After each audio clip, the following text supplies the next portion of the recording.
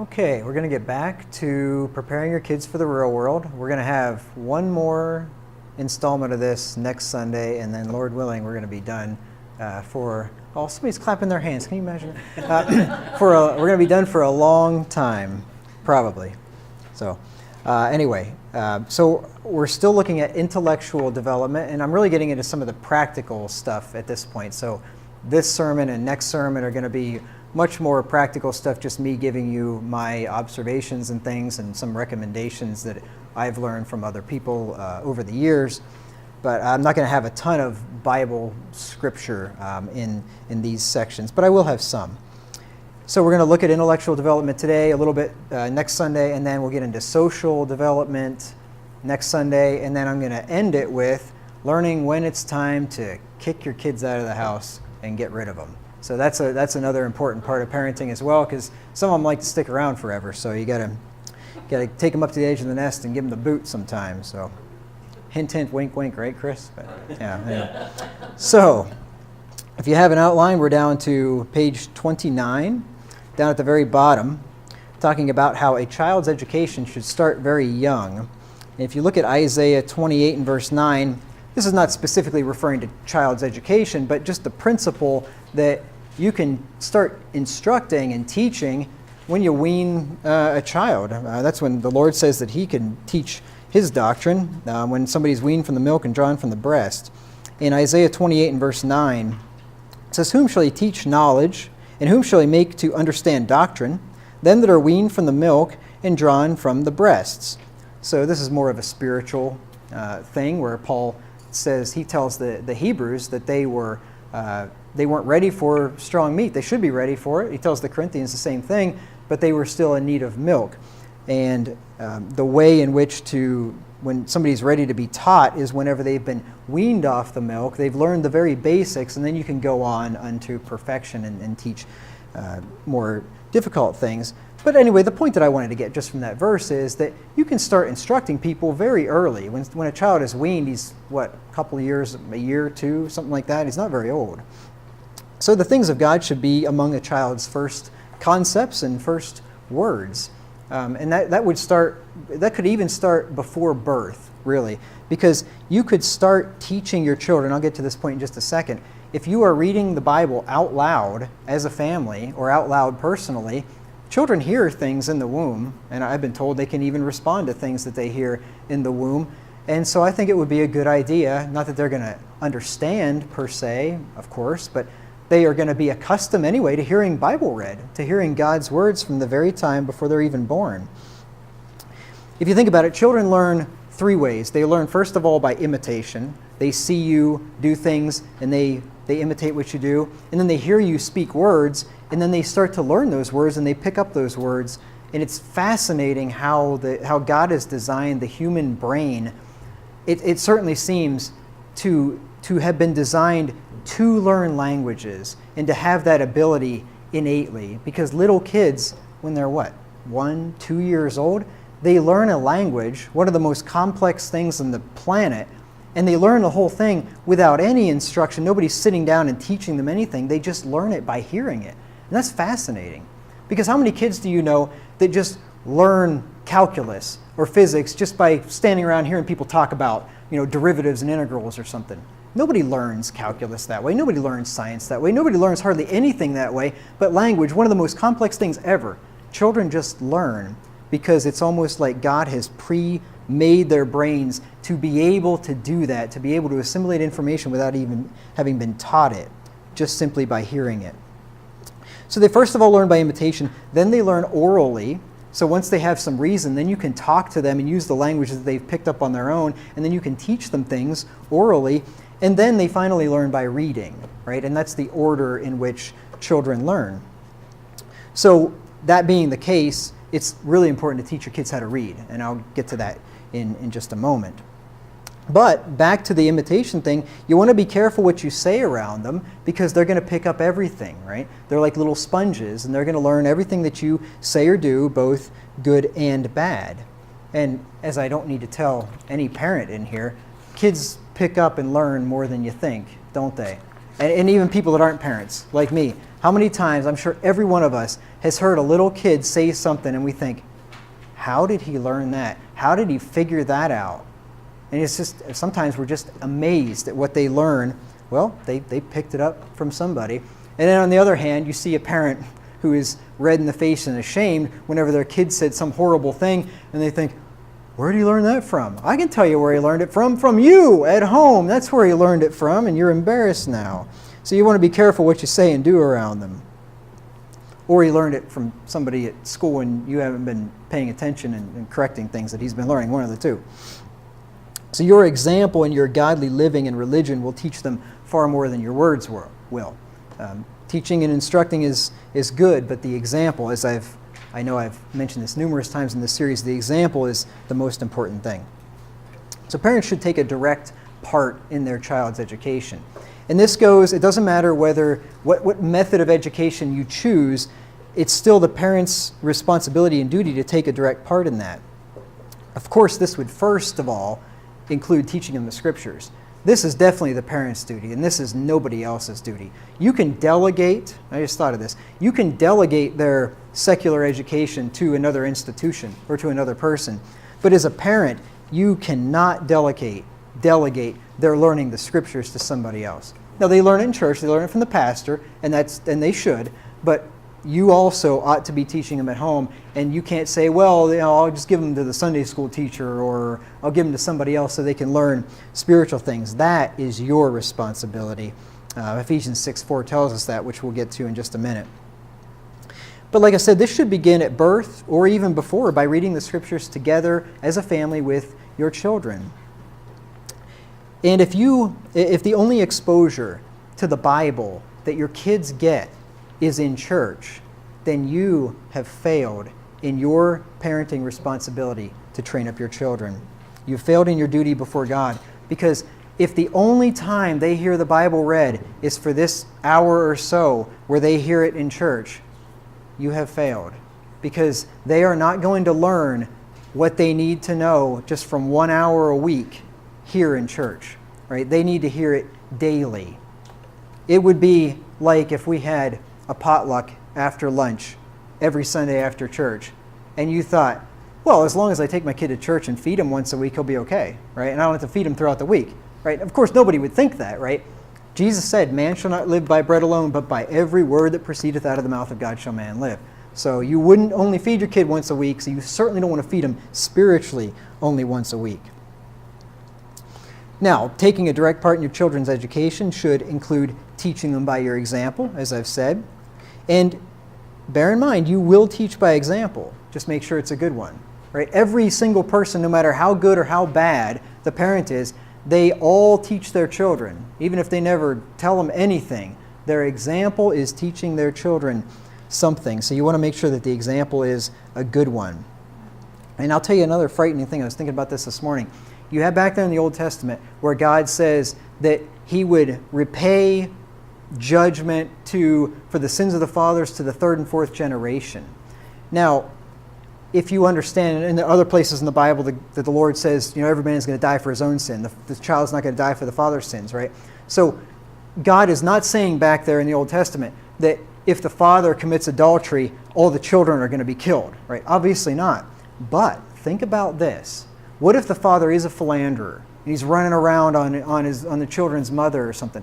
What if he is a fornicator? What if he's a drunk? What if he's a drug addict? What if he's got a horrible temper at home? What if he's stealing things? What if he's doing all these, you name the sin, right? What's going to happen? The children are going to pick up those things, and they're going to learn those bad examples, and the father's going to be judged for them, and the kids are going to be judged for them because they picked up the things. And those things can be generational. That's why it's so important to train up your kids, because it gets passed down to them, and then they pass it down to the next ones. And a lot of times that's how, horrible child molesting situations, that stuff is generational. And it is a proven fact that when it happens to one person, it's not a guarantee or anything, but a lot of times, let me put it this way, when a person molests a child, there's a high likelihood that they themselves were molested. I don't know if it's a 100% thing, but there's a high likelihood for that. So anyway, you want to be really careful with the example that you set. Now, taking a direct part in your children's education would also include early education, like teaching them things like proper grammar and how to read, which is the most important skill I would say that you can teach them, how to count, do basic math, things like that. So that should be a direct part that parents should play. You certainly don't want to wait till you send them off to kindergarten to teach them how to read. If you can, sit down and even if you are going to send them to school, send them there, get them a leg up and help them learn how to read. Because once you know how to read, the world is opened up to you. And you can learn pretty much anything if you know how to read. So that's why I think personally, even though I'm a math guy, an engineer guy, and that kind of thing, I still think reading is far more important. If you had to only have time to teach your kids one thing and to impress upon them the importance of one thing, reading would far outweigh, in my opinion, math, science, any of the rest of that stuff. Because they can learn the math and the science and everything else if you just teach them to read. You teach them math, they're not going to learn. They're not going to be able to learn other stuff. Maybe they could learn some science, but there's going to be a lot of things that are out of their reach if they don't know the basics of how to read. And of course, taking a direct part in your children's education can be doing it all, right? It can be fully educating your children by homeschooling them. It's not a requirement. You don't have to do that, but you have the prerogative to do that.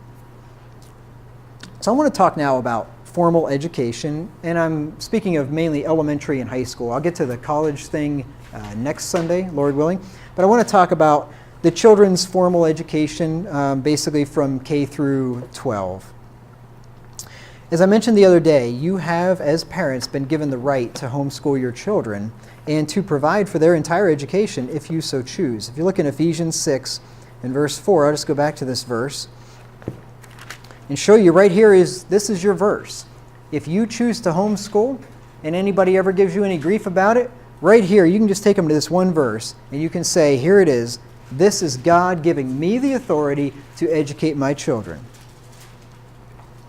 And ye fathers, provoke not your children to wrath, but bring them up in the nurture and admonition of the Lord. And I'm not going to define the terms again as I did, I think it was last week, but nurture and admonition, both, was it nurture and admonition? Yes.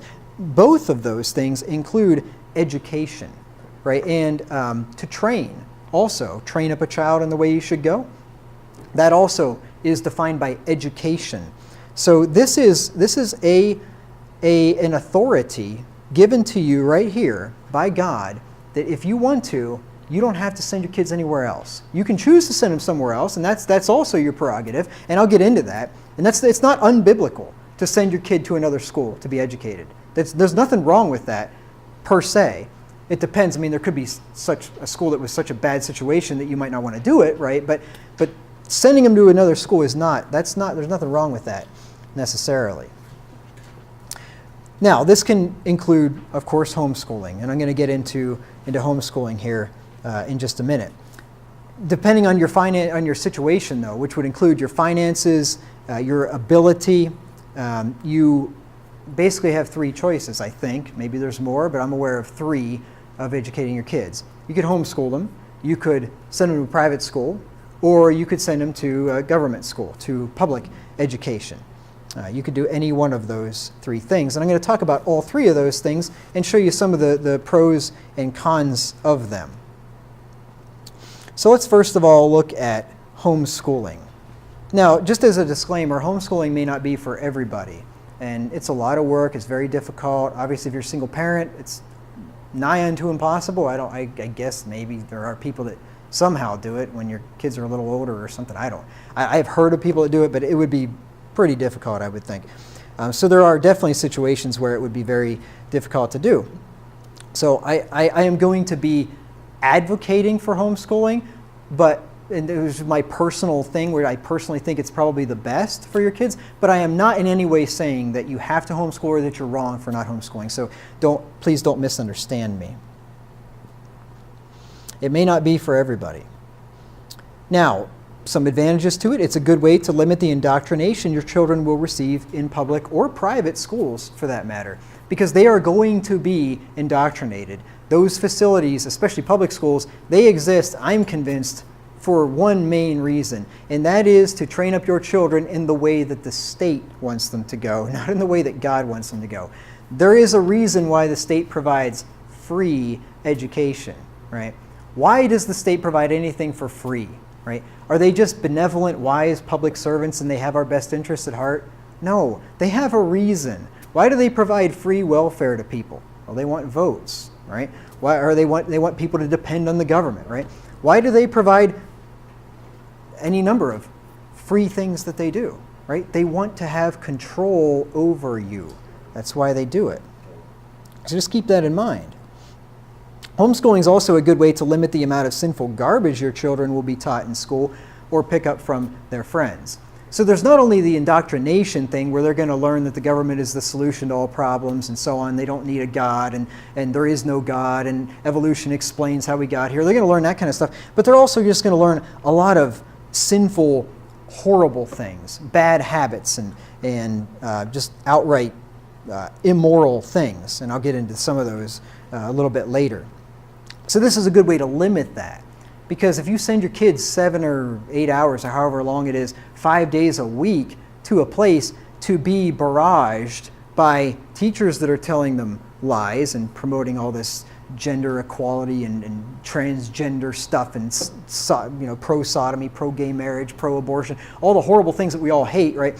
If they're there being taught that by the teachers, and then the students who have bad parents at home, who are not teaching them anything at home, and the students are teaching your children their bad example, it's going to be pretty hard, right, to undo all that stuff. So homeschooling is a way to protect your kids from all that stuff. So that's another advantage to it.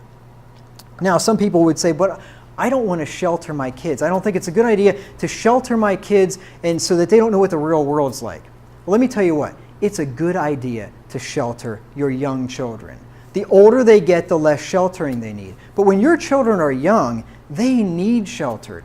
I would say you would be crazy to not shelter them. You think about it. I mean, just take it to the extreme. Are you going to take them down to the red light district? I don't know if there is one in Minneapolis. Are you going to take them down to the red light district? And just so they're exposed, I want little 4-year-old Johnny, I want him to see what's really out there. Are you going to take him down there? Right? You're going to take him to the corner and let him see how the heroin addicts are tripped out on, out of their minds or something? No, of course you wouldn't do that. Why would you? It's crazy. Sheltering's good when they're young. And here's the thing. You say, but they're not going to know about any of the evil that's out there. If I homeschool them, I keep them at home, and all I do is just teach them the Bible, they're not going to know about all that wicked stuff out there. Yes, they are. And here's how you teach them about it. You teach them it by the Scriptures. You realize that the Scriptures tell us about all the evil stuff that's out there. Think about all the things that are taught to us in the Scriptures. They will learn about fornication. They'll learn about adultery. They'll learn about witchcraft. They'll learn about drunkenness, blasphemy, murder, rape, incest. They're going to learn about all that wicked stuff from the Bible, right? But they're going to learn about that stuff is evil. And then when you read them about those things, and if you're reading them through the Bible and you're teaching them everything, you're going to come to those things. Now guess what? When they're 4 or 5 years old and they hear words like fornication or things like that, they're not going to know what it means. And they're probably not even going to think to ask what it means, right? So do they need to know what that is at that age? No. They don't need to know about that, do they? Because they don't even, that's not even coming into their mind, right? But when they get a little older and they say, Daddy, what is fornication? Oh, now it's time to explain it to them. And you can tell them what it is, right? And so now they're learning about it from the Bible, from what God says about it. And they don't need to go out there and personally experience it or see it. They know about it. Eventually they'll be out in the world and they will see it and they will run into that kind of stuff. And then they'll already know about it, right? That's the way you do it. That's the way to do it. Said another way, they should learn about them from God's Word before they're exposed to them in the world, and then they'll know how to deal with them correctly. So I would not worry about sheltering your kids. As long as you're teaching them the Scriptures and you don't shy away from the uncomfortable parts of Scriptures, you just teach them everything in the Bible, then you'll be just fine, and they will too. Homeschooling is a good way to limit the amount of control and influence that the government has over you and your children. I think if you're one of these types that wants to resist the encroaches of government and resist how the government is being so intrusive into our lives and taking more and more of our liberties away, the best thing that you can do? Homeschooling. That's the ultimate way. This is kind of a crude way of saying it, but the ultimate way to flip the finger, right, to the government. Because you take them out of their schools, you take them out of their indoctrination facilities, and then you can teach them what you believe to be the truth, and you have so limited the government's control and influence over them. That's a wonderful thing. I think if there's two things that the government would not have allowed to happen if they would have paid attention, and maybe I'm wrong, I might be definitely wrong about one of them, I don't think I am about the other one. I would say the internet. I don't think they would have let that one get off the ground. But then again, you could argue maybe they did, and maybe they're the ones that got it off the ground in the first place, and they were. DARPA was the one that invented it. But I don't know. I would think they'd be in a quandary, because do we invent this thing called the internet, or do we allow this thing to come about that's going to allow information to flow freely, and it's going to be harder for us to keep people in the dark? That's a bad thing. But do we go ahead and create it because now we can control people, we can know everything about them, social media and everything. So I don't know. I think it would be a real a coin toss if they were to determine, if they could have seen what would have happened and then determine, should we let this thing get out or not. But homeschooling, I don't think is that debatable. I think, and I could be wrong, but I think if the government could have seen homeschooling coming and realized how popular it would become, I think they would have squashed that thing in its infancy, and I don't think that they would have allowed it to happen. Because that right there is probably, you have done more to cripple the government than anything else if people are homeschooling their kids and taking them out of the system. Now, if you think I'm wrong, well, tell me about it, and I'd be happy to have a discussion about that and see what you think. Now, homeschooling has been shown to be superior to traditional schooling, and I have more on this later. I have some quotes for you from some different sources which show you that the test scores are actually better from homeschooled kids than kids that go to public and even private schools for that matter. And people would think that's amazing because you have a teacher at home that's not even a teacher, right? The world would think, how could your kids possibly get a better education from a non-teacher than from an accredited teacher from one of the government institutions? Well, I got reasons for that. A couple of them are right now. One of the reasons is because of the student-teacher ratio and the personalized attention that affords. Because if you think about it, you go to a traditional school, especially a public school, I don't know, what's the teacher-to-student ratio? Probably 1 to 40? 1 to 24? Okay, and that's probably pretty good. I think some of them are even higher than that. So let's take that one, 1 to 24. One teacher per 24 students, right? It's pretty hard for one teacher to give 24 little people personalized instruction, right? It's almost impossible, right? You can't do that. Now, in that, some of them they're gonna learn okay on their own, and then maybe they can give the personalized instructions to the ones that need it, and that could work okay. But still, they're not gonna get what they could get if the ratio is lower. What is the teacher quote unquote student quote unquote ratio in a homeschooling environment? Oh, maybe 1 to 1, 1 to 2, 1 to 5, 1 to 7, probably at best or at worst. Most people don't have that many children, but typical family today, maybe 2 or 3 kids. So let's 1 to 3, right? 1 to 3, 1 to 24. You got a lot better odds of having your kid get the personalized attention and instruction that he needs. And it's harder for homeschooled children to be, quote, left behind, so to speak. All right, 1 to 24, you got little Johnny is not doing so well, and the teacher, maybe Johnny is a tough case, and the teacher just either doesn't have the time or just doesn't feel like putting in the time for little Johnny. And little Johnny just kind of goes off by the wayside, and little Johnny never really gets the education that he could have gotten if somebody would have really taken the time and the effort and put into little Johnny.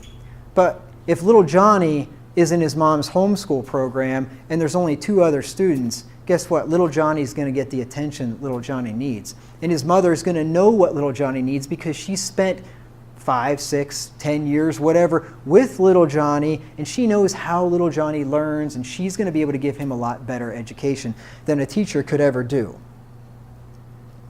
Now, homeschooling is a major task and commitment. I don't think anybody would dispute that. And of course, the majority of the responsibility is going to fall on mom because dad is going to be away at work all day. So the majority of it is going to be left to the mother. Now, I do believe that the father should be the one that is setting the curriculum and making the major decisions, right? He's the legislative branch when it comes to education, and the mother's the executive branch. So she puts into effect whatever the dad determines the education should be. Now, if parents decide to go with a curriculum in which the parents teach children like a regular school teacher would, then that might mean that dad is going to have to help out around the house some. Because there are all homeschool curriculums are not created equal, right? Some people do it more like a school environment where the mother's the teacher and they've got a chalkboard up there and the mother's teaching subjects all day long. And if that's what you want to do, fine and dandy, but wow, that's a lot of work. And from homeschool programs that I know of, that is unnecessary. You can do that if you want, but man, you are going to be in for a lot of work because you're going to be teaching, say you got 3 kids in 3 different grades, and how many different subjects are they learning? I don't know, what do they learn? 4 or 5 subjects or something? I don't know, at a time. So you got 4 or 5 subjects at 3 different grade levels, and you're going to teach all that stuff? Wow, you're going to have your hands full. I don't recommend that. There are better alternatives, in my opinion, which I'll give in a minute. But if that's what you're doing, then I would say the dad might want to step up and help out with some cooking and cleaning and things, because how much time are you going to have if you're being teacher mom all day long, like a regular teacher would? And for that matter, the dad might have to step it up and he'd do some teaching too in the evenings or something. But there is a better way. I'm going to get to that in just a second. Better way, in my opinion, anyway. I would say when mothers are homeschooling that husbands should not expect to have museum-quality homes, or that they should burden their wives with overly large homes that would require a lot of work to keep up. Now, I think a better alternative would be considering a self-taught curriculum like the Robinson curriculum or the Ron Paul curriculum, which are both excellent curricula and they require little to no direct teaching from parents. Now, this is just my personal recommendation, and this just happens to be the only 2 self-taught curricula that I know of. So I'm sure there's probably other self-taught curricula out there that are good, but these 2 I know about personally. I know a close family to me, close friends of mine that use the Robinson curriculum, and then I know another family through them that use it, and their children are, at least one of them now, are graduated from high school, and which is nice because my friends then can see the end result of it, and it turned out really, really well. Because now this boy, or young man, is going off to college to engineering school, and he was homeschooled in a self-taught curriculum, the Robinson curriculum. It is, the theory behind it is that its focus is heavily on reading, the 3 R's, reading, writing, and arithmetic, right? And it's funny they call it 3 R's, and arithmetic starts with an A, but anyway, you know what they say anyway. Reckoning. So, Reading, reckoning, but is that what it? writing starts with W, so it's still wrong. Oh yeah, right. Yeah. The 3 R's and only one of them starts with R. So go figure. Anyway, but it deals with those 3 things, and it starts out with reading, and the kids learn to read, and they read and read and read. I think they read 3 hours a day or something like that. And then when they want to read personally for their own enjoyment, they can read more than that. But 3 hours a day they're reading, and they focus heavily on math. And I know the family that I know uses the don't tell me, you guys use it too. Saxon. Tell me, Saxon. Thank you, Saxon math, which a lot of people swear by. They say it's great. And so anyway, they do heavily on the math. And it does not. The kids don't even get into science until they're in their later high school years.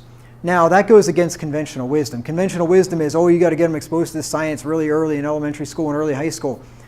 And I would have at one time said that too. But I've heard the rationale of the Robinson curriculum, and I've experienced it myself, and I totally see it. It makes no sense, in my opinion, to teach your kids, especially higher level sciences, physics and chemistry and things like that, especially physics, makes no sense to teach them that if they don't have a solid foundation in math. If they basically haven't gone up through calculus or at least higher level algebra and trig, to teach them physics makes no sense, because you have to know all the math to do the physics. And if you don't, you end up dumbing down the physics because they don't understand the math. This happened to me myself. Went to college, I was taking calculus and physics in the same semester. And I was learning calculus in physics before I learned calculus. I was literally learning how to do derivatives and integrals in physics before we ever got to it in calculus. It was the stupidest thing ever. And then I get to calculus, I'm like, oh yeah, I learned how to do that in physics class. Totally backwards. That doesn't make any sense. That'd be like taking an ancient literature class and learning how to read as you're reading the ancient literature, instead of learning how to read first and then taking the ancient literature class. It doesn't make any sense. So anyway, what the Robinson curriculum does is they get the kids, by the time they're maybe middle high school, I'm not sure exactly what the grade is, they've already gone through all the math. I don't know, maybe not calculus. I think they've even been exposed to calculus at that point. And they are expert in the math. And then in the last couple of years, they take the sciences, the hard sciences. It makes a lot of sense to me. So anyway, yeah, I think that's all I want to say about that. But you could check into that if you're so interested. And the Ron Paul curriculum, I'm familiar with it because I'm familiar with Ron Paul. And it from what I've heard and from other people and so on, it's a pretty good quality homeschooling curriculum as well. But there is a downside to that, which I'll get into in just a minute. Now, self-taught curricula are less work than some of the other curricula for a homeschooling mother, but they still do require checking up on your kids to make sure that they're doing the work correctly. And I would think the Robinson curriculum this is true of it. I know it's true of the Ron Paul curriculum. For those curricula, you have to be a self-motivated student. If you have a kid that you just have to fight with to get him to do his work all the time, those would not work, I don't think. And they'll tell you, the Ron Paul curriculum will tell you that. It won't work because the kids have to be self-motivated. And so anyway, I would think Robinson would be similar to that. And if your kids weren't self-motivated, then the mother would have to be getting in there and doing a lot more motivation to get them to go through their studies. But that would be the case with any curriculum if you don't have motivated children. Okay, now let's get to the objections to homeschooling. I realize this is more of a seminar than a sermon. I'm not giving you a lot of Bible, and I'm sorry for that. Hopefully I've given you enough, in the rest of this series to make up for it. But let's get to some objections to homeschooling. Now, if you're considering homeschooling and maybe you have these objections in your own mind, this could be good. Or if you're already homeschooling, you're going to hear these objections from other people, and then you can answer them if you already haven't thought of these answers already. So objection number one, I'm not smart enough to homeschool my kids. Anybody ever thought that or heard that or said it yourself? I'm not smart enough to do this. I don't know what I'm doing. Well, I would say that nobody is more qualified to teach your children than you, right? Because who knows your kids better than you? And who cares about your kids more than you? Nobody. Nobody cares about your children's education more than you do. I am certain of it. When you think about this, I just added this point in, I think it was just a couple of days ago. You can hire labor and services. You can hire that stuff out. You can hire somebody to work on your house. You can hire somebody to work on your car. You could hire somebody to educate your children, right? But you cannot hire out caring, right? You can pay somebody for labor and you can tell them specifically what to do and they can do it to a T and you pay them. If they don't do it, you don't pay them. But it doesn't work that way with caring. You cannot pay somebody to care. Nobody's going to care about your kids like you do. For advanced subjects, you could use tutors, you could use YouTube, you could use other parents and homeschooling associations. There are other options out there. And there's great resources on the internet. Khan Math, is that what it is? Khan Academy. You can go there and you can get all your math questions answered there for free. There's all kinds of resources out there that can help you out. And of course, self-taught curricula remove your own limitations from the equation, because you don't need to know all the subjects your kids are learning about. Oh, the thing is with the Robinson curriculum too, they don't teach spelling, they don't teach grammar, they don't teach a lot of things, because the kids learn all those things just from reading. I don't even think they really teach history per se, because there's a reading list, like thousands of books your kids are going to read over the course of their education, and some of them are autobiographies or biographies. They're going to learn all the stuff that they need to learn just by reading all these books. And I know some kids that are in this program, and I'll tell you what, you don't think they know how to spell? Put them in a spelling bee. You don't think they know how to write? Well, the writing is one thing that they do all the time. I mean, if you wouldn't think that just by reading a lot you'd learn all that stuff, you're wrong. because I know some very well-educated little kids, some of them aren't that little, that have gone through this program, and they're very well-educated, and they know how to spell, and they know grammar, and they know history, and they know all kinds of stuff that I probably don't even know, because they've read probably 100 times more books than I've read, right? They're probably far more educated than I am. Anyway, objection number 2. I don't know how to teach, right? I can imagine somebody would have that objection. You think, well, I'm not a teacher. I don't know how to teach. I'm not very good at teaching. I would say you do know how to teach because you've taught your kids everything that they know. By the time it's time to send them off to school, how much stuff do they know? All kinds of things, right? They know all kinds of things by the time they go to school, and you've taught them everything that they know.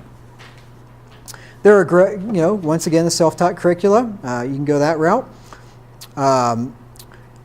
I've already said that about the Robinson curriculum. Once the kids learn how to read, then it's self-taught. So the only thing you teach them, you actively teach them in the Robinson curriculum is how to read.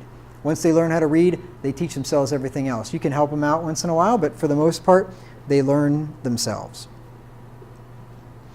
The Ron Paul curriculum, as I've said, is self-taught. It's self-taught after the 2nd grade, so the first 2 grades are not. It's video-based, so your children are learning from qualified teachers, if that's something that's important to you. It also gives children regular reading and writing assignments, so they're not learning solely through a computer screen. But this is the downside to it. The downside to the Ron Paul curriculum is it is video-based. It's internet-based, and most of their instruction is going to be in front of a screen with a teacher or professor lecturing them, and which, if it was in person, it'd be a great thing, I think. But having them in front of a screen all the time, I don't think is the best idea. So that would be a consideration. But it is self-taught, and they are going to learn a whole ton of good stuff from it. But you would have to weigh that risk.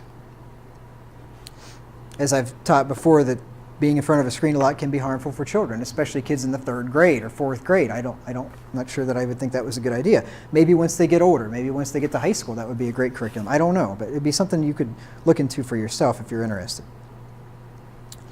And the other downside of this is it could also teach them that the way to acquire information is by watching a video instead of reading.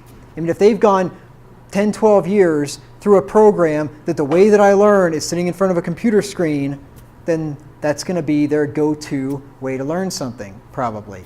They're going to go to YouTube to learn everything instead of getting a book and reading it. So I don't think that would be a good idea. So I'm just giving you some of the disclaimers about the Ron Paul curriculum. And another disclaimer is, I mean, if you want your children to grow up as a socialist or a commie or something, you don't want to go to the Ron Paul curriculum, right? It's obviously a libertarian-based Austrian economics, free market, that kind of thing. Okay, objection number 3. I'm afraid that my children will not be socialized. I should have made this objection number 1, because this is the number 1 objection against homeschooling. What about the socialization? They're not going to be socialized, they tell us. This is the biggest objection, the most common objection, and it's made by God-hating people with an agenda. This is the biggest BS objection ever. It's a lie. It's proven demonstrably false millions of times over again, and it's stupid. It makes no sense whatsoever. It's just parroted by people that have an agenda. Modern public cesspools only socialize your children with other children their age, or I should say with other devils their age. So there's your socialization, right? Who do you want to socialize your children with, right? I mean, yeah, they're going to get socialized in public school. That's true. I don't think it's a good thing. They're not going to get a good type of socialization anyway. The socialization in these public schools amounts to nothing more than your children being taught bad habits by other children. Let's go to 1 Corinthians 15 and verse 33.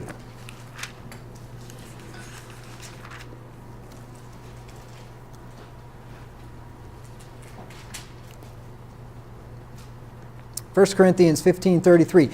Be not deceived, evil communications corrupt good manners. Evil communication corrupts good manners. When your children or yourself spend a lot of time around evil people or evil children, their good manners are going to be corrupted. How many times, parents that have kids in public schools, how many times do your kids come home and you say, wow, you really learned some good manners in school. I'm really liking the attitude that you're coming home with, and you're learning such wonderful things that are really improving your moral character. I don't think so. I mean, if I'm wrong, show me. Tell me about it. Oh, my kid comes home from public school, and I'm really impressed with the morality that they are learning there, where these other nice little proper children are rubbing off on them and teaching them such good things. I doubt it. I doubt it. And then, of course, there could be the objection, but I want my little cherub to go there and influence the rest of the little devils and make them all into better people. Right. That's going to work. Okay. So you want to consider the kind of socialization your children would receive in the public cesspools. Most homeschool children that I know are well socialized. They can communicate with older and younger children and adults alike. And they do so pretty well because they're not segregated with other children their age all day long.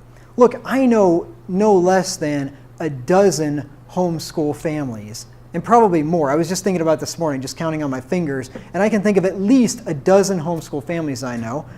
And I don't know a single one of them that have unsocialized children. I don't know any of them. The quorum kids are homeschooled. Are they antisocial? Do they not know how to interact and talk with people? And I mean, come on, think about it. It's ridiculous. It doesn't make any sense. It's a stupid objection. I got family members. I got 2 aunts and uncles that homeschooled their kids. Their kids are socialized. They do fine. I know lots of kids in other churches that have been homeschooled. That's a lie. But if you're concerned with socialization, then make sure your kids get social interaction. That's all. I mean, does the government have to provide everything for you? I mean, do they have to provide socialization for your kids? Can't you socialize them yourself if you're concerned about that, right? It's not a big deal. Take your kids out, let them experience people. Encourage them to talk to other people at church, other kids at church. Encourage them to make friends with other children in church, or encourage them to make friends with neighborhood kids.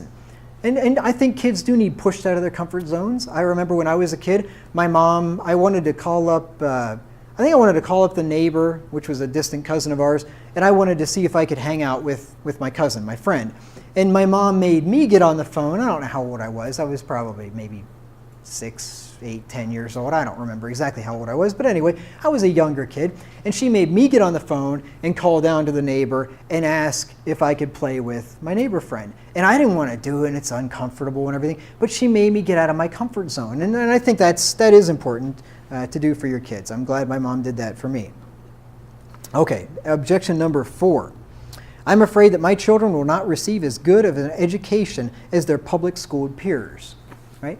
I can see somebody making this objection. After all, I'm not a teacher. What do I really know? Or what if I don't pick the best curriculum? What if I don't do the best job in teaching them? And I can just imagine, I haven't been there, but I can just imagine there's a lot of self-doubt. Has there ever been self-doubt? Have you ever had self-doubt about that? Wondering, am I doing the right thing? Am I doing the right curriculum? Am I, are they learning as much as they should be? Or are they going to get out when they're finally done, and then their peers that went to the public schools, are they going to be way ahead of them or something? I can imagine there'd be some self-doubt with that.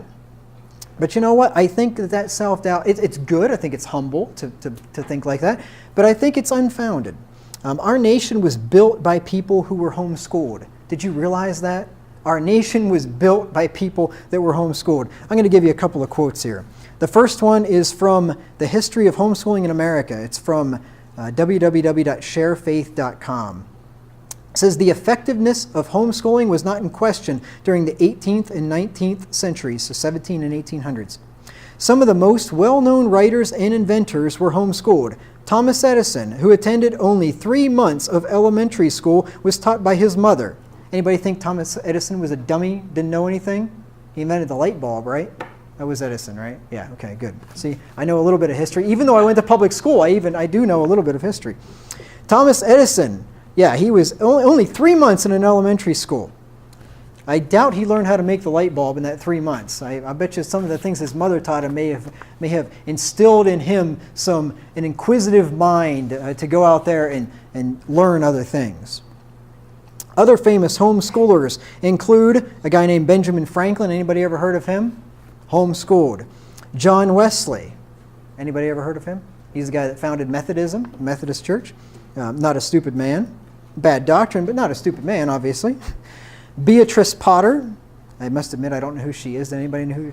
She's famous. You know who she is, apparently? Okay. Well, she was homeschooled. Charles Dickens, another famous author, homeschooled. Alexander Graham Bell invented the telephone, homeschooled. Imagine that. Maybe he would have invented the cell phone if he would have gone to a government school. I don't know. But he invented the telephone nevertheless. That's not a small feat, right? Test results and college entrance exams have shown that homeschooled kids statistically do far better than public schooled kids. Now, you wouldn't think that that's true. You wouldn't think that homeschooled kids would do better on tests and college entrance exams than their public school peers or even private schooled peers. You wouldn't think that. But here's a quote for you.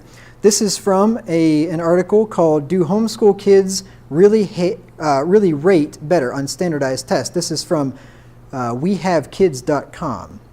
Homeschooled students score about 72 points higher than the national average on the Scholastic Aptitude Test, the SAT. The average American College Test, which is the ACT, score is 21. The average score for homeschoolers is 22.8 out of a possible 36 points. Homeschoolers are at the 77th percentile on the Iowa test of basic skills. So they outdo their other peers, whether they are public or private schooled. Not by a landslide. It's not like, they're doing 1,600 on their SATs or something and everybody else is way below, but they are above the average. So you got nothing to worry about. And that's the average that's not the best of the homeschooled kids. That's the average homeschooled kid does better than the average public schooled kid. So chances are, if you homeschool your kid, they are going to do at least as good or better than they would in a public school setting. And that's just simply their education. That's the things that they're learning, not to mention the moral aspect of it is a whole other story. And get this, homeschoolers spend far less time in school and consistently outperform their peers who spend much more time in the asylum. You think about it. Not only do homeschooled kids do better on the exams, on the ACT and the SAT and the test of skills, but they spend a fraction of the amount of time in school. Homeschool kids that I know spend, 4 or 5 hours, probably max, in school. So they spend less time there, they learn less garbage, they have their minds less polluted, and they do better on the testing. So I'm not saying you got to homeschool, but your reasons for not doing it, at least, you shouldn't have any, these shouldn't be the reasons anyway. You might have other reasons that are valid, but the education quality would not be a reason. And objection number 5, this is the last objection. I don't have the time because I have to work. And then that can be a legitimate objection that people have. But I would say you want to prioritize your children and cut back on your standard of living so that you can live on your husband's income. So then you could do it if you wanted to. It would just be a matter of making the hard decisions to do it. If you desire to homeschool your children, then you want a purpose in your heart that you will do so, and then just beg God for help that you can provide for your family with one income. So that's if you want to do it. If you want to do it, then you just got to, just tell the Lord, this is what I want to do, and I will do whatever I have to do in my life to get things arranged so that we can live on one income. But it would be a matter of if you want to do it or not. The battle is for the mind, and therefore prioritizing the development of the mind is critically important. And it might require some sacrifice. That's true. It must be carefully considered for each family. It may not be possible in some circumstances, in some cases, but I would say it should be considered. Every family should consider it. And it may not turn out to be for you, but I would think you'd do a disservice to just cast it away without even giving it any due consideration. You don't want to default to the world's ways without carefully considering the costs. You remember what Jesus said, that no man would go up against another, no army with 10,000, with 1,000 would go up an army against 10,000 without considering the cost. No man would start to build a tower without considering the cost, first of all. Well, it's the same way here. You wouldn't want to just default to the world's ways without considering the costs. You will be paying for that fancy job or that second income. It's going to cost you. You just got to ask you, is it worth the cost or not? Because it will cost you something. And you just want to consider whether it's worth it. Because some of the things, the decisions that you make now, you're not going to reap the benefits or the detriments of them for a long time. Look at Ecclesiastes 11 and verse 1. Cast thy bread upon the waters, for thou shalt find it after many days. Especially a decision like schooling your children, educating your children, the benefits or the detriments are not going to come for a long time. And once they come, then it's too late, right? So you want to consider it now while you still can. Now let's get to the second education option, and that is government or private schools. These are the second and third. Now, like I said, it's not imperative to homeschool. You don't have to homeschool. Parents do have the option to delegate this task of educating their children to others. But the responsibility of the children's education still rests on the parents. So just remember that. Parents have the ability to delegate, but you can't delegate the responsibility. The responsibility is yours, right? The carrying it out, you can delegate. Paul was a good example of somebody who his education was delegated to somebody else, right? And Paul had a good education. He was brought up at the feet of Gamaliel. Let's look at Acts 22 and verse 3. Acts 22 and verse 3. So I'm not saying at all that it would be a bad thing to delegate the education of your children to somebody else. That could be just fine. Paul had a good education, although the Phariseeism that he learned, of course, was not good. So in Paul's case, Paul's parents should have been unteaching probably some of the Phariseeism that Gamaliel taught him in that case. But he did receive quite the education from a prestigious man. In Acts 22 and verse 3, Paul said, I am verily a man which am a Jew, born in Tarsus, a city in Cilicia, yet brought up in this city at the feet of Gamaliel, and taught according to the perfect manner of the law of the fathers, and was zealous toward God, as ye all are this day. He said he was brought up. To bring up means to bring into a higher position, to elevate, raise, rear, build up, to raise, to appoint or amount, to rear from childhood, to educate, breed. In other words, Paul was saying that he was educated at the feet of Gamaliel, which was a famous scholar and teacher among the Jews in those days. So in other words, he was raised or he was educated from childhood by somebody other than his parents. And there's nothing wrong with that per se. Another man in the Bible that likewise was educated by somebody else was Samuel. His mother promised to give Samuel to the Lord, and she gave him to Eli, and Eli brought him up and educated him in 1 Samuel 1:24 through 28.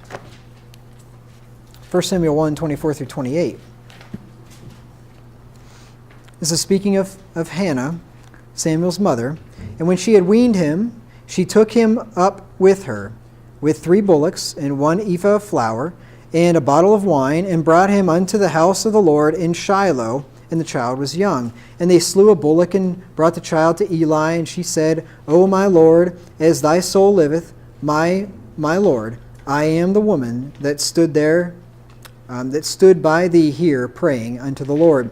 For this child I prayed, and the Lord hath given me my petition, which I asked of him. Therefore also I have lent him to the Lord. As long as he liveth, he shall be lent to the Lord. And he worshipped the Lord there. So Samuel was lent unto the Lord, and in that case he was lent unto the Lord's priest, Eli, and Eli brought him up and educated him. Paul used the example, the illustration of a child being under tutors and governors at the behest of his father to describe how the church was brought up under the law of Moses until the time that it grew up. Let's look in Galatians 4:1 through 2.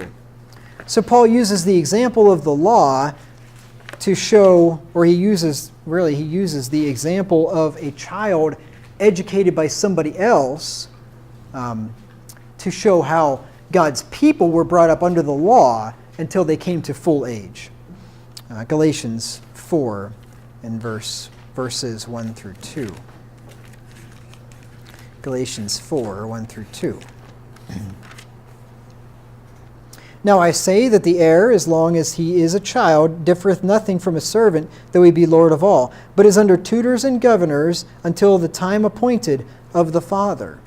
So Paul is just using it as a given that there's nothing wrong with a father giving his child to a tutor or a governor to be trained and educated, to be brought up, until the time that the father appoints that he's done with that. So the point is that as a father, you can delegate the education of your children to somebody else. Public school, private school, personal tutor, whatever you want to do. Now, delegating your children's education to another may be a necessary alternative to doing it yourself. If you choose this option, like a public school or private school or a homeschool association even, because there are associations of homeschoolers and sometimes they do send the kids to a group meeting once a week and there is an instructor there that teaches the children there. I know of homeschooling parents that do that as well. But if you do that, just remember that the responsibility of ensuring that your child gets a good education is still yours. It's not like you make the decision to send them to a public school and then just say, okay, now it's on them. It's up to them to make sure that my child gets a proper education. No, it's up to you. It's still up to you. The buck stops with you. It is your responsibility to make sure that your kid gets a good education. And remember, when I defined education last time, when I say education, I don't just mean all the bookwork that they do in school. I mean the preparing and training of them to be a good, productive person, right? So there's a lot more to education than just sending them to a school to be taught book things, right? There's a lot of things that they need to learn during their formative years, and that responsibility is yours. Now let's just briefly look at government or public schools. See, that public schools is a euphemism again. It sounds better than government schools, right? If you say I send my kid to a government school, there's a negative connotation there because the government, can they do anything right? I don't know. I can't really think of anything offhand that they have really done a bang-up job of. You could say the military, but my goodness, if you have to spend 10 times as much as like pretty much the rest of the world combined on your military, something might be a little bit amiss there, I would say. Or maybe not 10 times, as much as the 10 next biggest countries in the world. If you have to spend that much on your military, chances are maybe you're doing something wrong because you probably don't need to waste that much money on it. But anyway, I can't think of anything that the government really does well. Taking money. They do well at extracting money from us. Yes, they do. You forget to pay a parking ticket, let me tell you what, you're going to be in big trouble. But if you murder somebody, most of those go unsolved. But yeah, if you forget to pay, they will make sure that money gets to them one way or the other. Anyway. Okay, so the public schools, this is the cheapest solution because it's, quote, free, right? So that is a benefit. I will give them their due. It is, quote, free. Now, of course, you pay for it. But if you do another method of schooling, you pay twice. You pay for the public education that your kid doesn't get, right, through your property taxes, and then you pay for the private school or the homeschooling curriculum in addition to that. So you pay twice. So it's cheaper. That it is. But remember the old saying, you get what you pay for. So you want to consider that as well. It has been claimed that some government schools give a quality education. And I'm not going to say that this is not true. I would have to examine the evidence, but it has been claimed that kids come out of public schools with a good quality education, and that could be the case.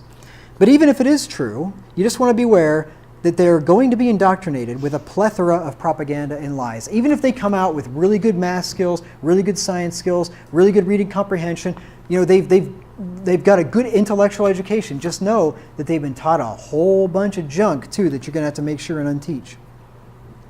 You would do well to investigate the school that they're attending, to get to know their teachers, and regularly review their textbooks and homework to ensure that the material is high quality and that it's free of moral filth.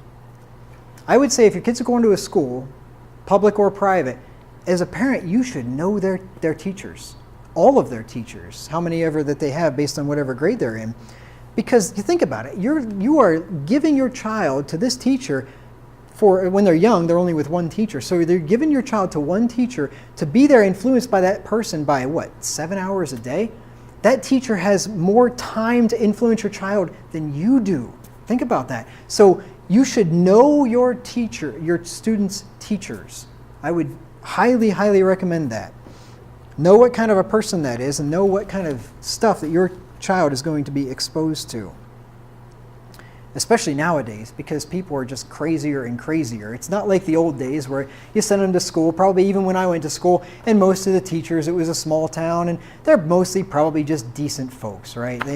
They may not exactly have all of your ideals, but they're decent people, right? It's not some lesbian living with her wife that has 3 kids that they each were artificially inseminated with or something, right? There weren't crazy people back then anyway. And here's a thought I just had, and I should say this too. It is a physical danger to send your kids to public schools nowadays too. It's not like, they have a 15% chance of being killed or something, but there are school shootings these days. If the school shootings are actually real, I don't even know. Who knows? I'm not even going to say. Anyway, do some research. You might find out that there are some strange things about some of these school shootings that the good thing is, maybe nobody actually dies, so that's a good thing. But anyway, I don't know about this latest one. I haven't done much research into it, except I did just go search on YouTube. Anytime one of these things happens, I just type in the name of the school, false flag or hoax, because I'm just curious what people are saying. And it's interesting.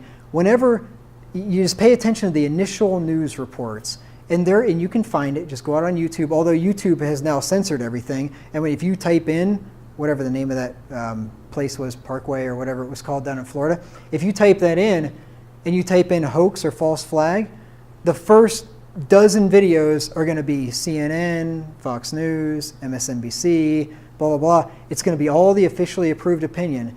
You won't even find what you're searching for until you go way down. It used to be in the old days, like a year ago, when you typed that in, or if you even typed in the school shooting, all you would find are the viral videos about how they're a hoax or a false flag, and YouTube totally redid their algorithm, so it's hard to even find that stuff anymore.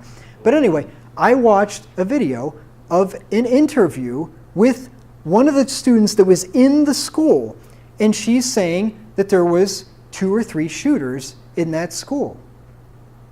And this is not a conspiracy theorist after the fact. This is a woman being interviewed that very moment, right after the shooting, that same day, saying that there were multiple shooters in the school. Well, that doesn't fit the narrative, does it? And do you know, they were running, I don't know if it was the FBI, but they were running a drill in that school that very day of an active shooter. Do you know, this is what they do. You know, with 9/11, they were running a drill the very day about planes being hijacked and flown into buildings. The very day, right? This is what they do. Same thing in Sandy Hook. The shooting in Connecticut a while back. They were running drills. I don't know if it was that day, but it was within very, very close to the time of that shooting. They were running drills. And in this school in Florida, they were running drills. And whenever shots were going off, students, according to what I read anyway, didn't even know. A lot of them, I think, thought that it was part of the drill. What are the coincidences of that? That the police force just happens to be doing an active shooter drill in the school, and some crazy kid whom the FBI already knew was a nut job and had been reported to the FBI ahead of time, and he just goes there and shoots the place up. What are the odds of that? So, I don't know. I don't know what happened there. Hopefully nobody got killed, but I have no idea. But the point is, it is a dangerous place. When you send your kids to a no-gun zone, a gun-free zone, you're taking their lives into your hands. That's where all the school shootings are, gun-free zones. I don't know why those stupid signs don't work. I mean, why when the guy shows up with the AR-15, doesn't he see the sign and turn around and go somewhere else? Signs, I don't know, they're not effective. Maybe they need to make the sign bigger. Maybe the perpetrator didn't see the sign that said he couldn't carry the gun into the place. That might have been the problem. Be ready to counter-teach your children if they're attending public schools, as they will be taught lies such as evolution, acceptance of a sodomitical lifestyle, transgenderism, abortion, government propaganda, false doctrine in general. I was recently in a high school, and I read the sign on the front door, and I will read it to you. It said, "This school welcomes students of all races, ethnicities, and nationalities." That's okay. "Students with diverse abilities." I don't know what that means, but that's okay, right? "Students who are LGBT, lesbian, gay, bisexual, transgender." This is a sign on a high school here in Minneapolis. Every student that walks into those doors reads this sign that, oh, students who are lesbian, gay, bisexual, and transgender are welcomed here. You know what they're doing? They are encouraging students to be those things. They're saying, it's okay. You can be a sodomite and come to this school. We will welcome you with open arms. That is wicked. You are suggesting things to kids who are probably very confused in this crazy culture that we live in and telling them, it's okay, you can be a sodomite and come here. "Students of all family structures." You got to read between the lines. What does that mean? 2 moms, 2 dads, 3 dads, who knows what? Students of all family structures. Students who are English language learners, students of all religions, they're all created equal, you know. Students of all socioeconomic backgrounds, students of all body types.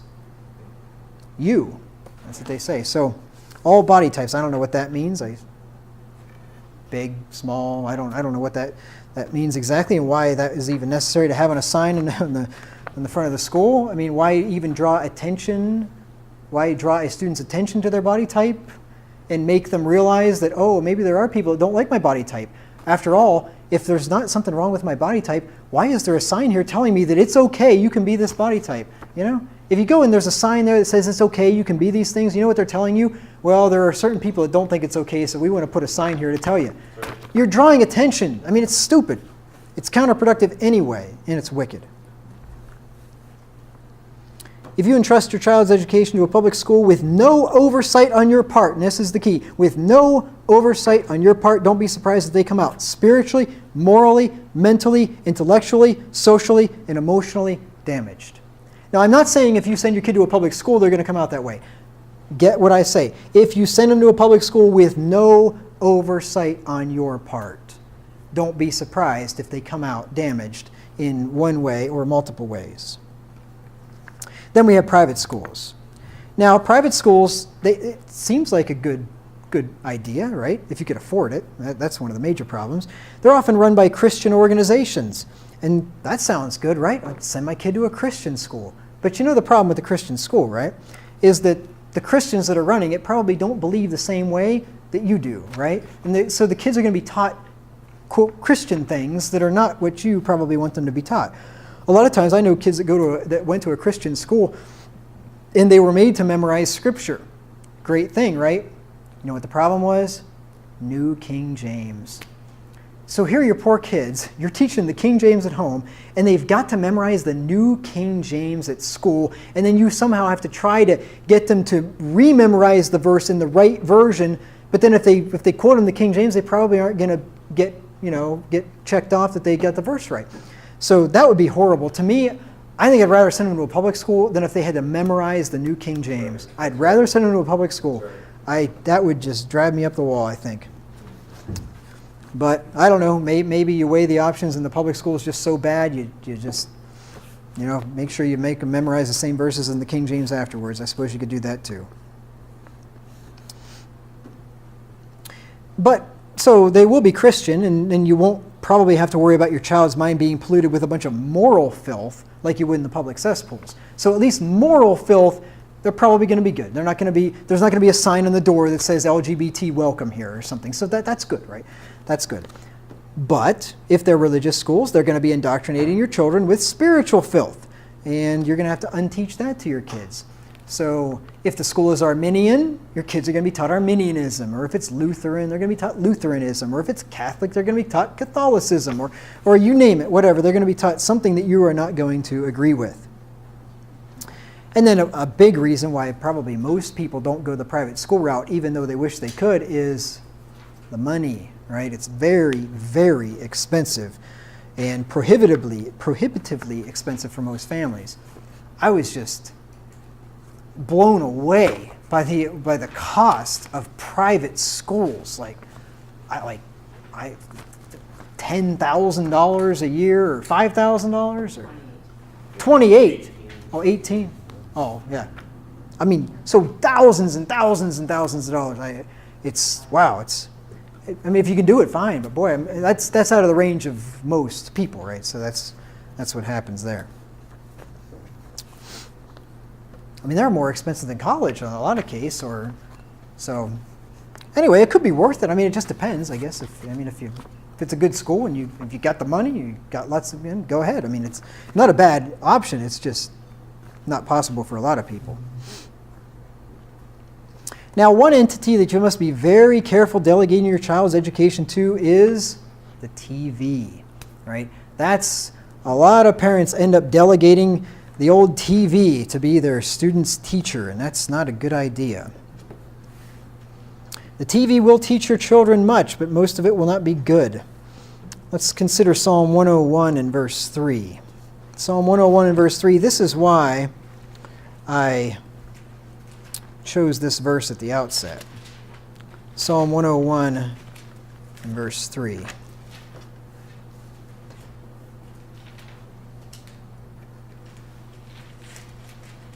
Psalm 101:3, I will set no wicked thing before mine eyes. You want to think about that every time you set your kid in front of the TV to be their babysitter or their school teacher. You're set, especially if it's like TV programming, you're setting wicked things before their eyes. There's a lot of garbage that goes on those TVs. You want to be careful about that. Same thing's true with the internet, of course. I mean, you can get some really, really heinous stuff on the internet. And if you give your kid a little screen in his or her pocket and let them go off to their bedroom by themselves, especially if they're a boy, don't be shocked when they're looking at pornography like, oh, I can't believe my perfect little angel would do something like that. Ask yourself, what would you have done when you were his age and your parents gave you your own screen in your pocket to go off in your bedroom with? I can tell you what I would have done. I know what I did. And I didn't even have a little screen. I had to use the dial-up internet with the, all the loud, and then it would go offline, and it would come back on, and hopefully my parents didn't hear it or whatever. And yeah, I know. Oh, but not my child. He wouldn't do that. Right, okay. You are delusional, I would say. 1 Corinthians 15:33, be not deceived, evil communication corrupts good manners. TV will also teach them to have short attention spans and to not appreciate reading and real learning. Right? You can learn some things from the TV, it's true. There are educational programs on there, but they pale in comparison to actually getting out a book and reading that. And what happens with the TV then is, and this has been shown scientifically as far as I know, that it shortens the attention span. All the flashing images and switching from one thing to the other really quickly like that. That's why people today have the attention span of a gnat, right? You can't. That's why when you read news articles typically, if it takes more than about 3 minutes to read, most people aren't going to read it. That's why the news articles are very, very short these days.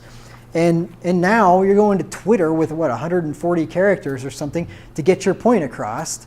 And I'm sure as attention spans devolve, Twitter will probably shorten it down to 100 characters because 140 characters that is too much information to be able to process at one time. When you start talking about sentences, that's too much. I need like 3 words or so, just word bites, because that's just, I don't have that kind of time. Who's got the kind of time to read 140 characters? I mean, come on, really. Now, if you use the TV as a babysitter, be prepared to face the consequences. Using the TV as a babysitter, I got this point from somebody else. Using the TV as a babysitter backfires because the child then craves constant entertainment and they don't learn to entertain themselves. And when this person told me this, I thought, yes, that's exactly right. If you use the TV as a babysitter, the child is going to expect to be entertained constantly. If you tell him, go play, go read, go get out of my hair and be quiet and don't give him a TV as a babysitter, then he's not going to be expected to be entertained all the time.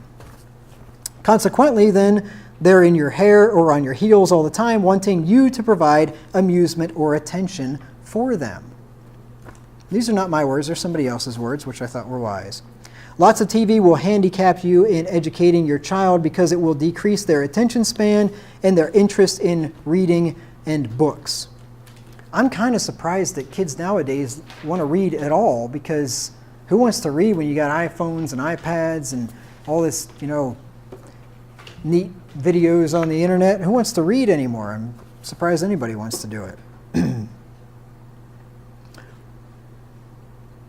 Video game playing and internet usage, of course, is similar. It's not just watching the TV. Watching TV is even worse for kids now than it was whenever we were kids because of the speed of the pictures flashing on the TV screen. I don't really watch TV anymore. I haven't watched it for years, like 13 years, or something like that. But I've been told, anyway, these new kids' movies are just super flashy and really crazy. I don't know. So I forget, what was the name of the movie? There was a movie, I'm sure you've heard about it. I don't remember. I didn't see it. But anyway, I was told that one was exceptionally bad. And this is by a parent that doesn't watch very much TV, so maybe she was more attuned to it than some are. But anyway. If parents don't let their kids watch TV, but they watch a lot of it themselves, they're still teaching their kids that this is the way to relax. So it's kind of like, if you're not going to let your kids watch TV, then you probably shouldn't be watching very much yourself, because if you say you can't watch TV, but this is what I do to relax, well, then you're kind of making a double standard there, I would think. I have been told that a book called Amusing Ourselves to Death by Neil Postman is a great book on this topic. And I have not read it myself, so I can't vouch for it, but I have been told by people that have read it themselves that this is an excellent book, which is something that I want to read. And I just have one more point, and then we'll finish up for today. And that is, don't limit your children's education to school time, right? It's not like they go there to school and they get their 7 hours and that's their education. I kind of like the old saying that whenever school is over, education can begin. And that's, have I got a witness? I mean, I got a witness, right? Did I learn anything in high school?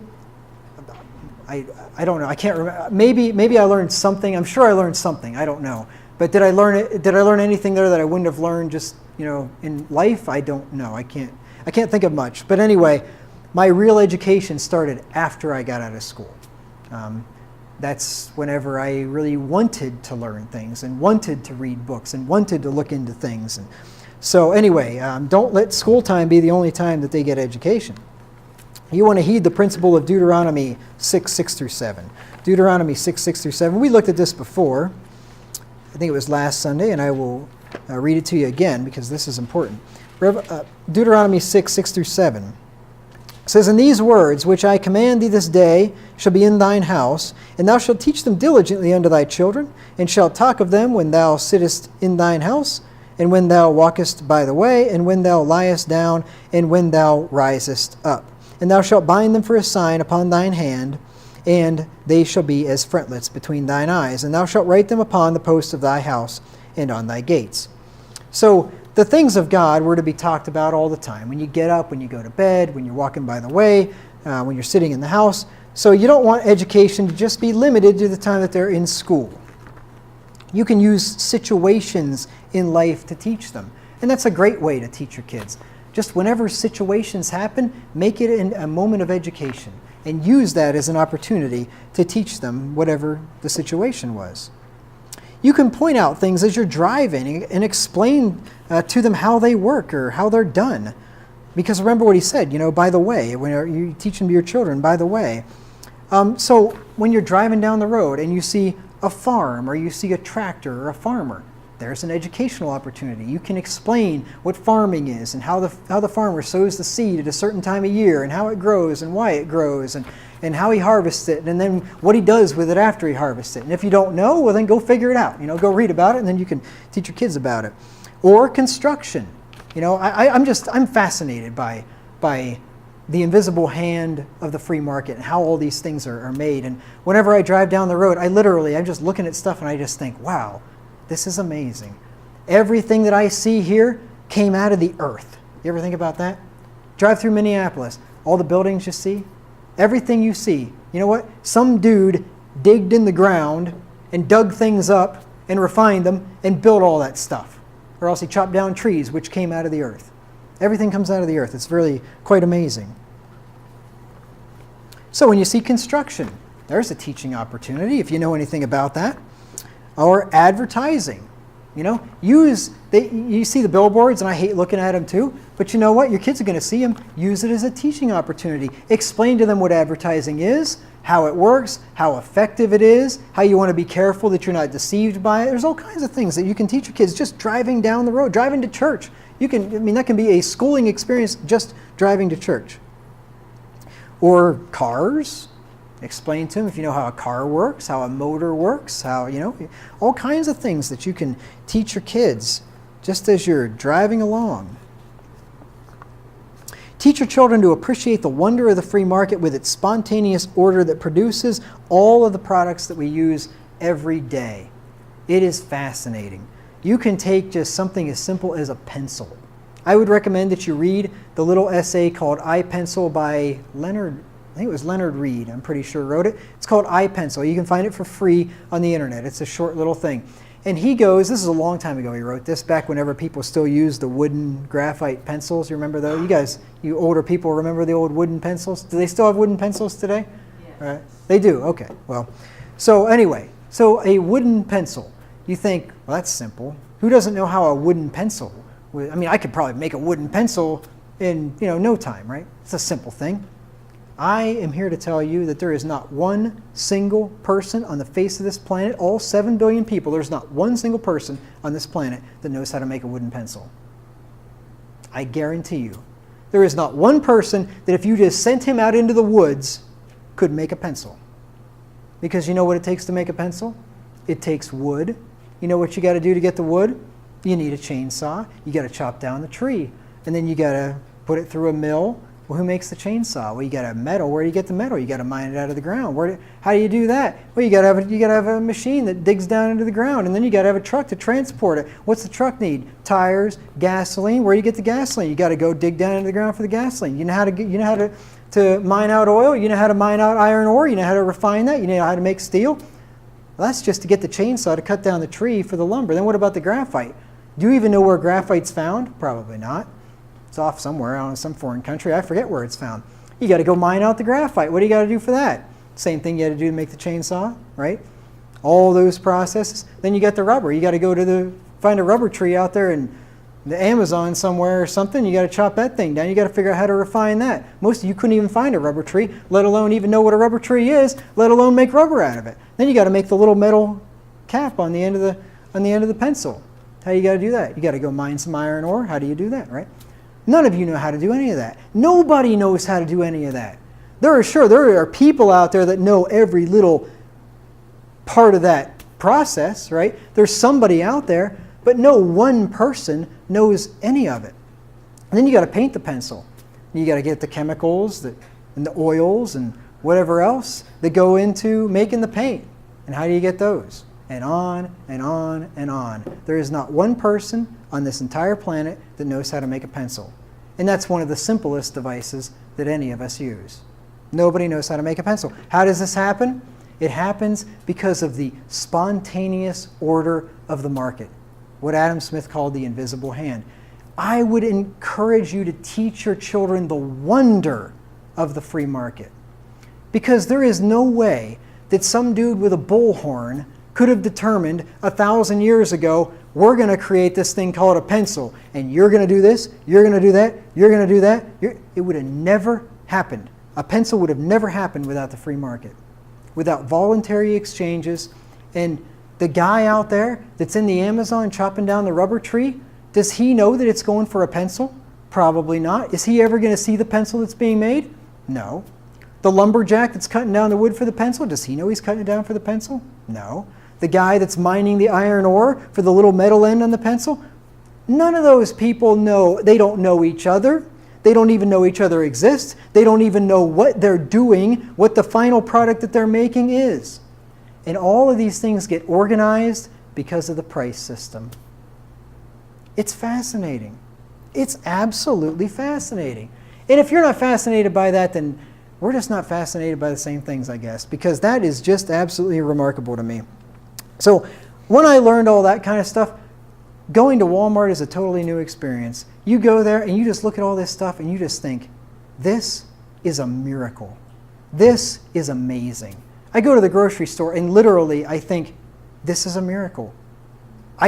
All of this food from all of these different places somehow just happens to be here. And when I want to buy one thing, it just happens to be here. But you know, it happened to be here because of thousands of people making all these individual decisions because there was some profit in it for them, that if they passed it on down the line, they make a profit. And somehow all of that food that I need is there, and I never ordered it ahead of time. I never asked for it. They didn't even know I was coming in, but they have the stock shelved for me, or the shelf stocked for me. It's fascinating. Teach your kids that.